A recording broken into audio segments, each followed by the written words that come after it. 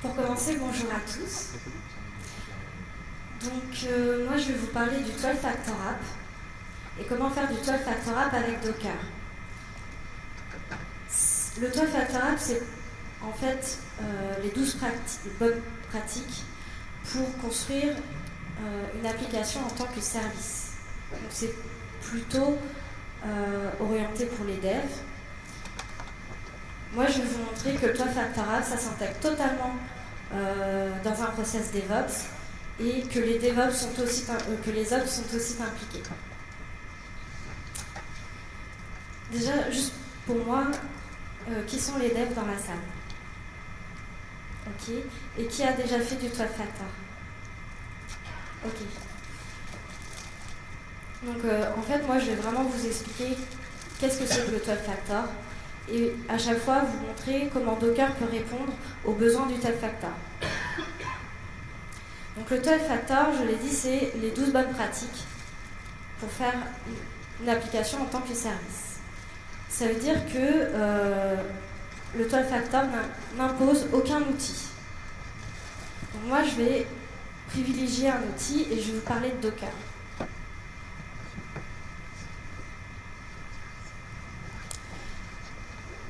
Donc tout d'abord, pourquoi faire du 12 Factor App?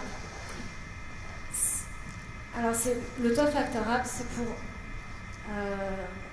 d'abord, le premier point, c'est de banaliser le besoin de serveurs et d'administration système. D'accord? Donc une application 12 Factor, on doit pouvoir la déployer sur des clouds modernes. Ensuite, on doit pouvoir la faire grossir verticalement sans avoir besoin de faire des changements significatifs au niveau de l'architecture applicative, au niveau des outils, etc. On doit minimiser le temps et les coûts avec de l'automatisation, notamment quand il y a un nouveau développeur qui arrive pour développer l'application, que son poste de travail avec l'applicatif soit up en un instant et qu'il puisse commencer à travailler sans passer une journée dessus avant à tout déployer. Et le dernier point, c'est qu'on va minimiser la divergence entre les environnements. Donc les environnements, c'est le poste de dev, la plateforme de recettes ou la plateforme de prod. Et donc ça va nous permettre de faire du déploiement continu. Donc pourquoi Docker peut aider? C'est parce que Docker déjà, c'est fait pour apporter le maximum de portabilité entre les environnements, notamment grâce à l'isolation dans un container. Ensuite, évidemment, on peut le déployer sur les clouds modernes. J'ai envie de vous dire, si votre cloud ne sait pas faire de Docker, c'est qu'il est has-been.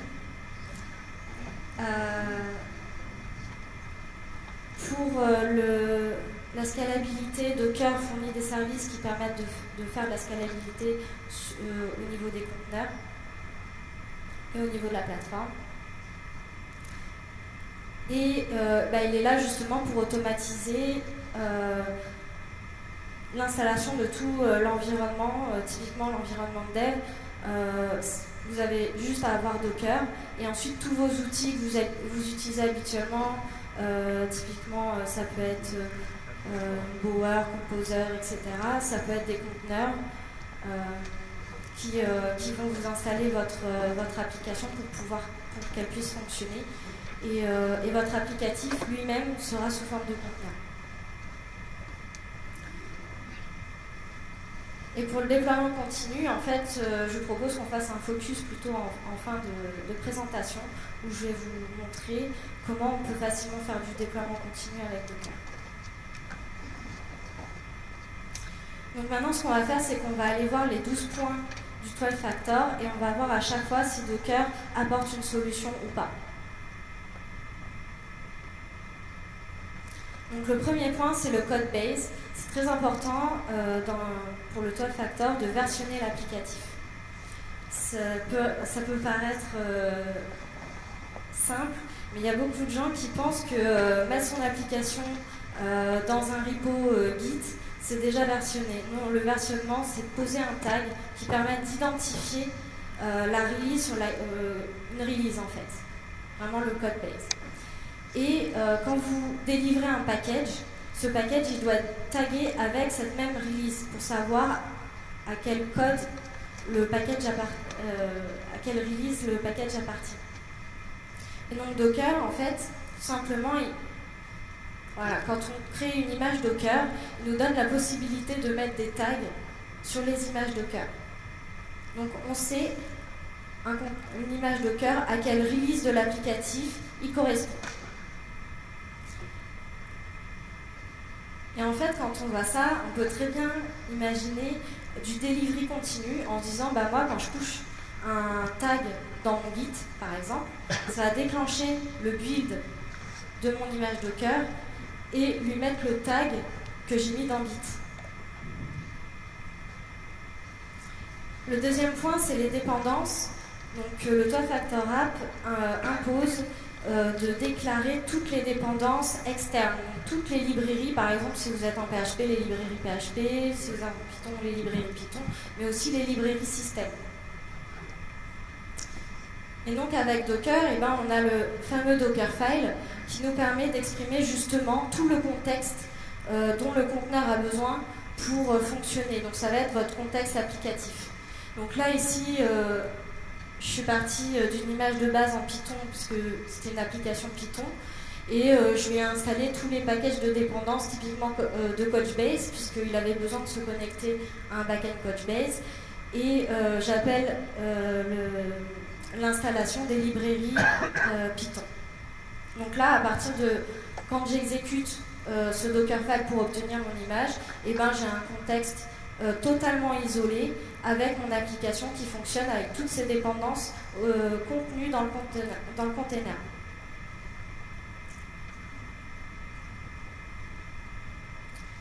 Le troisième point, c'est la configuration.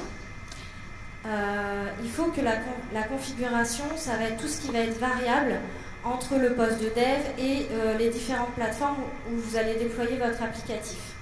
Ça peut être par exemple tout ce qui est host, login, mot de passe de connexion à un service tiers. Et ça, il ne faut pas que ce soit dans le code base, il ne faut pas que ce soit en dur dans le code. Et donc, on va privilégier l'utilisation de variables d'environnement parce que, en fait, ces variables d'environnement, on peut les changer à tout moment sans avoir à retoucher au code de l'application.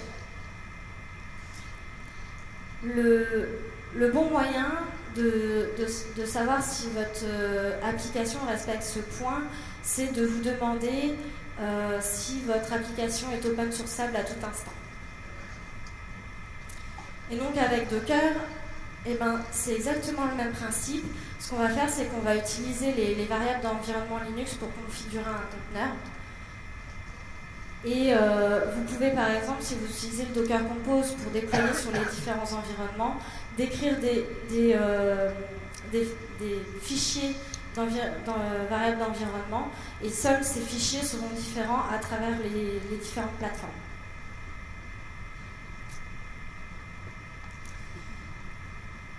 Alors, au niveau, les backing services, c'est les services externes. Donc, les services externes, c'est tous les services qui ne sont pas intégrés dans l'application, mais ça va être tout ce qui est, par exemple, Data Store ou API. Et donc, vous avez des services qui peuvent être des ressources locales que vous avez en interne chez vous, ou ça peut être des ressources externes fournies par un tiers sur lesquelles vous n'avez aucune maîtrise. Dans le Two-Factor App, on ne va pas faire de différence sur les services locaux et les services externes. Vous allez tous les deux les déclarer de la même façon. Et comme vu au point juste précédent, en fait, c'est des éléments que vous allez mettre en configuration.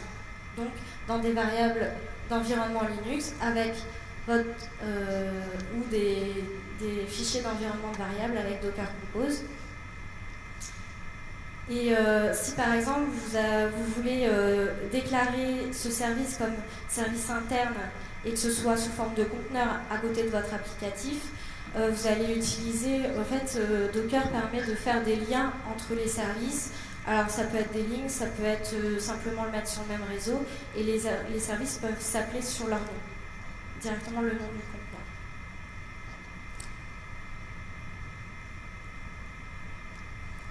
Le 5e point dit que les stages de build, de release et de run doivent être strictement séparés. Pourquoi ils doivent être strictement séparés? C'est parce que dans le build, c'est là où vous allez récupérer toutes les dépendances externes et builder votre package applicatif. D'accord? Dans la release, vous allez simplement prendre ce package applicatif que vous avez créé au moment du build et vous allez le publier. Et au moment du run, vous allez simplement l'exécuter. Si jamais vous modifiez le code au niveau de la release ou au niveau du run, eh bien, ces modifications ne seront pas propagées au niveau du build. Et c'est pour ça que ça doit être strictement séparé et qu'on ne doit pas faire de modifications au moment de la release ou du run. Donc avec Docker, on a 3 commandes très simples qui permettent de séparer tout ça. On a justement le Docker build qui permet de créer l'image Docker. Ensuite, on a le Docker push qui va permettre de publier notre image par exemple sur le Docker Hub ou dans une registrie interne. Et ensuite, il suffit de faire un Docker Run pour exécuter votre applicatif.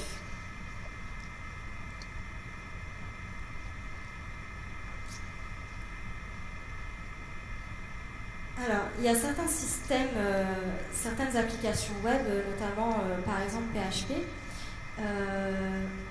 qui exécutent leur code PHP à l'intérieur d'un service web. Par exemple, un Apache, on lui injecte les modules PHP et il est capable d'exécuter le code PHP. Pour le 12-factor app, ça va être une violation. Il ne faut pas faire ça. Le service web, il est fait pour exécuter le web et on va privilégier en fait, par exemple, si c'est une application PHP, utiliser un PHP FPM qui lui expose son port applicatif et qui lui est fait vraiment pour exécuter du PHP. Pourquoi? Parce que l'applicatif, c'est pas à elle d'injecter des modules dans le service web. Elle doit être totalement autocontenue.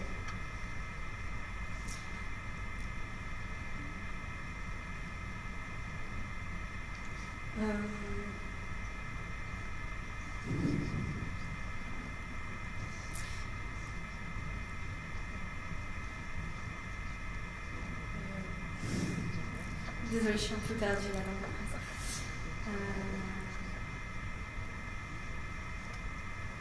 C'est qu'en fait, j'ai regardé la slide d'après, je vais vous expliquer la slide d'après. Désolée, je reprends. Oui, donc il y a certains systèmes web qui vont utiliser des systèmes de persistance en cache pour persister des sessions utilisateurs. Et ça va être une violation parce que si jamais, par exemple, dans le cadre d'un déploiement, vous allez déployer un nouvel applicatif, ça va détruire le cache qu'il y avait à ce moment-là. Et donc, l'utilisateur qui était en train de faire des requêtes, finalement, va perdre tout ce qu'il était en train de faire. Donc, les applications 12-factor app sont sans état, stateless. Et toutes les données qui doivent être persistées, on va les mettre dans un data store. Et alors, ça tombe bien parce que les containers, ils sont stateless. On part du principe qu'ils sont jetables et qu'il fournit à chaque fois un environnement isolé et vierge à chaque nouvelle exécution. Donc ça, de toute façon, Docker, il vous oblige à faire du stateless. Ensuite, si vous utilisez, du coup, vous voulez attacher un data store à votre service, vous pouvez mettre un conteneur data store et en fait, vous pouvez utiliser les volumes pour persister les datas. Comme ça, si votre container de data store il est recréé à un moment donné, vous ne perdrez pas vos données.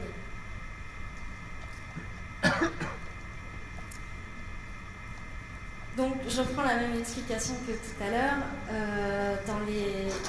C'est pour le port binding. Donc, votre applicatif ne doit pas injecter des modules à l'intérieur d'un service web, mais il doit être capable de fournir le service lui-même et donc d'exposer son port. En général, sur un poste de dev, on va du coup préciser le port d'accès directement à l'applicatif. Et sur un environnement Ops, on va mettre un système de routage sur des noms d'hôtes qui vont nous rediriger vers le port de notre application.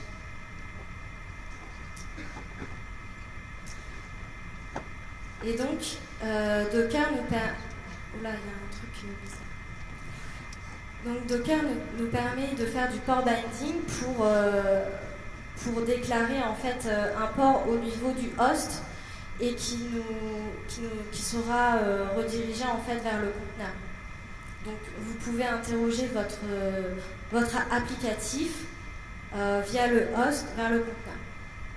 Donc là, j'ai fait un exemple très très simple de ce qu'il faudrait faire avec une stack LAMP, avec un MySQL, un PHP FPM et un petit conteneur HTTP. Et donc l'applicatif, il est bien là. Et comme les trois services sont sur le même réseau, quand j'interroge le conteneur HTTP, lui, il sait interroger le conteneur PHP FPM.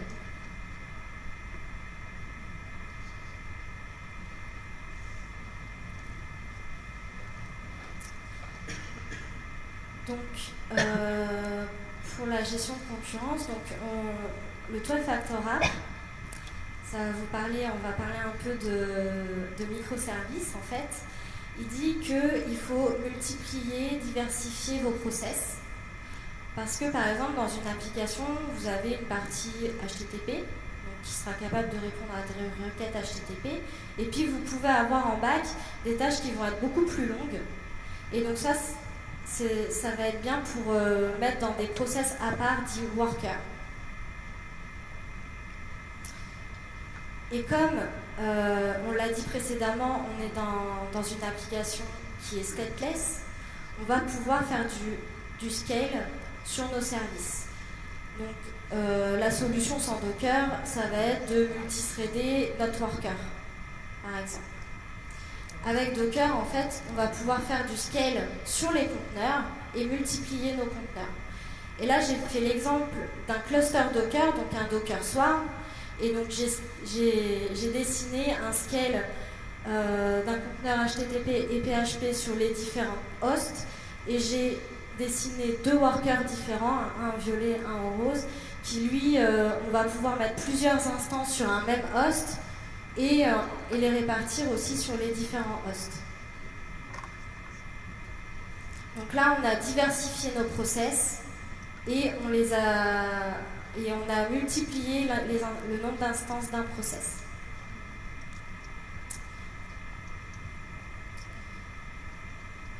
La disposability, alors c'est que vos process, il faut partir du principe qu'ils sont jetables, ils peuvent être stoppés, redémarrés à tout instant.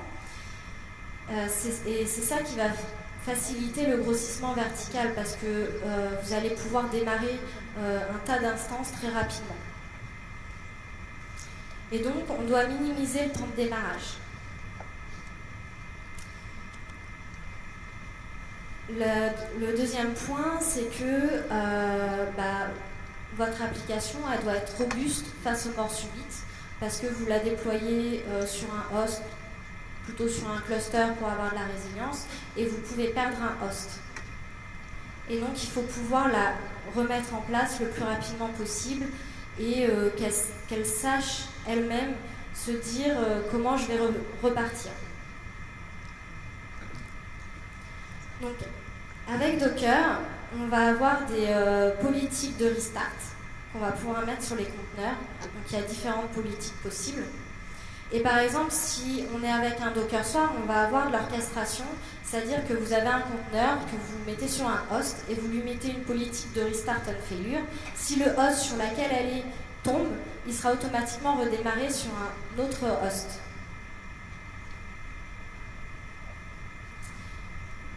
Et donc le troisième point par rapport à ça, c'est que la plateforme qui héberge votre applicatif, elle doit fournir un système de reverse proxy dynamique parce que finalement votre application, vous ne savez pas où est-ce que vous allez la mettre.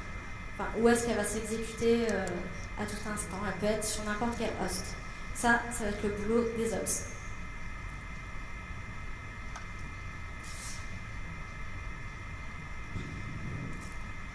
Le point 10, c'est la parité entre les plateformes dev, recette, prod. En fait, on peut voir 3 fossés différents entre ces plateformes. Le premier fossé, ça va être au niveau temporel.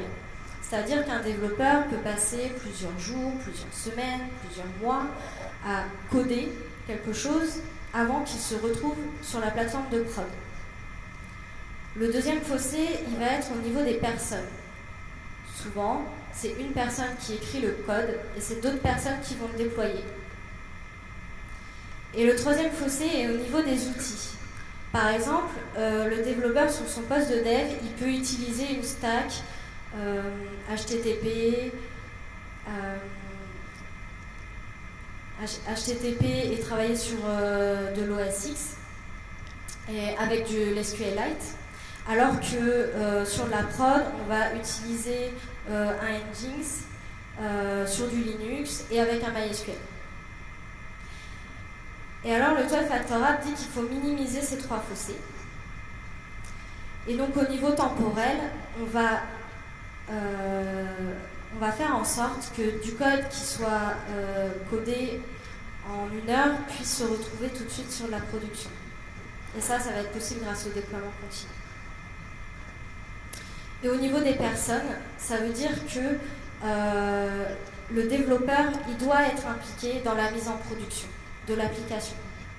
Et c'est là qu'intervient les process DevOps.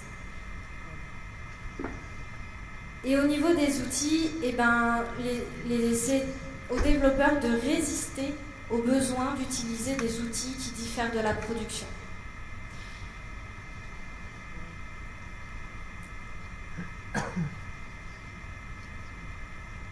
En fait, avec Docker, on va fournir une image Docker. Et celle-ci, elle va pouvoir être, elle va pouvoir être exécutée sur n'importe quel environnement. Donc, on va utiliser la même image, que ce soit le dev ou la prod. Donc, ça réduit les différences. Au niveau des personnes aussi, par exemple, nous chez Altawe, c'est aux équipes Ops de fournir les images Docker de base. Et donc les développeurs, ils expriment leurs besoins et c'est les Ops qui leur construisent les images, leur fournissent un catalogue d'images que les développeurs vont consommer. Et donc eux, ce qu'ils vont faire par rapport à ces images, c'est juste mettre leur code à l'intérieur. Et donc on réduit le fossé entre les personnes aussi.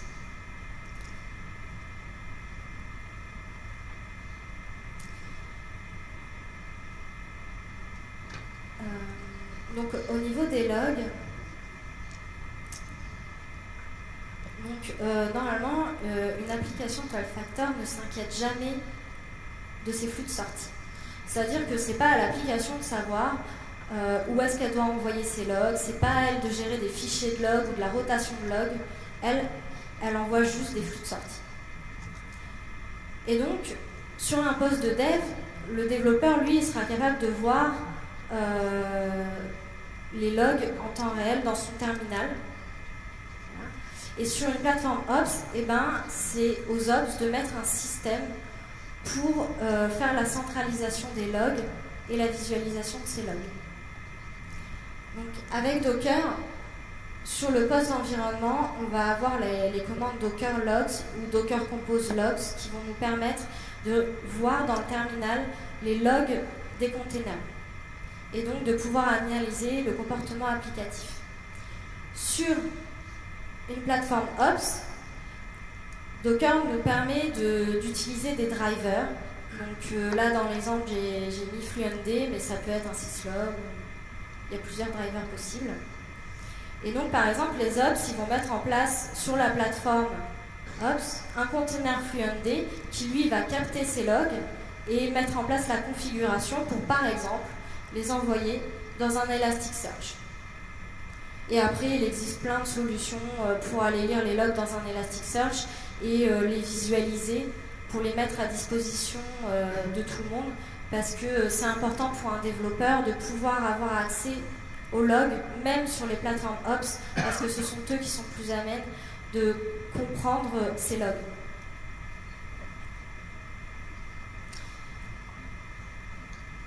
Au niveau des process d'administration, donc toute application a des process d'administration à lancer au bout d'un moment, par exemple des migrations, n'importe quoi. Et donc ces process d'administration, ils doivent être exécutés au niveau d'une release, dans le même environnement que l'application. Ça signifie quoi? Ça signifie que tout le code qui permet de manager l'applicatif, de lancer les process d'administration, doit être avec le code base applicatif. Et donc versionné de la même façon en même temps. Par exemple, si vous avez une application Python, avant Docker, vous pouvez faire un virtualenv et on se plaçait dans le contexte applicatif, on se plaçait dans le virtualenv pour lancer nos commandes d'administration. Avec Docker, vous êtes dans un conteneur, vous pouvez faire un Docker exec, le nom de votre conteneur, la commande à passer et la commande sera exécutée à l'intérieur du conteneur.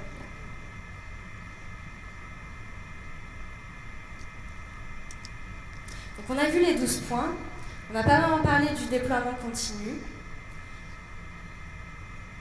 Alors, on a parlé quand même un petit peu au tout début de la livraison continue. On a vu que c'était possible de builder l'image et de pousser avec un tag, de le déclencher automatiquement, par exemple, au moment d'un push d'un tag dans Git. Bah finalement, pour faire du déploiement continu, quand on a de la livraison continue, après c'est facile. Avec Docker, il suffit d'avoir un runner, par exemple, qui est capable de se connecter à la plateforme Docker. Donc par exemple, avec un swarm, on va exporter des variables d'environnement, Docker Rust, des certificats, etc. On va se connecter à l'environnement, au cluster Docker. Et là, si vous avez une application qui est décrite dans un Docker Compose, il vous suffit de faire un pull pour récupérer toutes les mises à jour des images et puis de faire un up.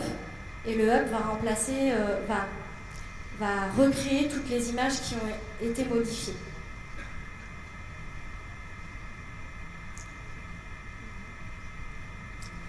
Donc au niveau de ma conclusion, c'est si vous planifiez de faire du 12-factor app, je vous conseille d'utiliser Docker pour rendre ça plus facile et plus rapide. Mais j'ai envie de vous dire aussi, c'est réciproque, c'est-à-dire que si vous voulez faire du Docker, c'est plus simple si vous respectez certains points du 12-factor app, notamment la partie stateless. Est-ce que vous avez des questions?